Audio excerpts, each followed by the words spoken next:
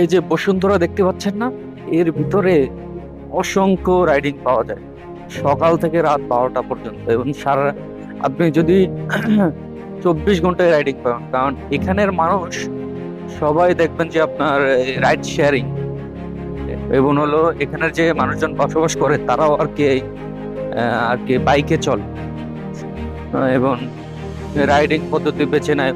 কেউ Uber call করে, কেউ পাঠাও কল করে, কেউ দেখা যায় আপনার ইনড্রাইভ কল করে।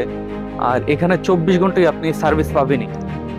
আর এখানে বাংলাদেশের আমি মনে করি সবচাইতে, যদি আর কোথাও ঢাকার ভিতরে যে ট্রিপ না পায়, এই বসুন্ধরা আবাসিক এলাকার ভিতরে ট্রিপ পাবেই।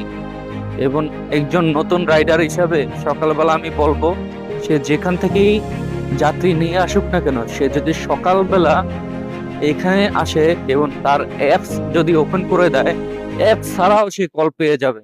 এখানে অনেকগুলো পয়েন্ট আছে, যদি অ্যাপস থাকে তাহলে ভিতরে থাকবেন, আর যদি অ্যাপস না থাকে তাহলে যমুনার ভিতরে থাকবেন, এই যমুনার সামনে থাকবেন বা যমুনার আশেপাশে থাকবেন। আর যদি অ্যাপস না থাকে, আপনি ইচ্ছা করলে ভিতরে বসেও আপনি যাত্রী টানতে পারবেন।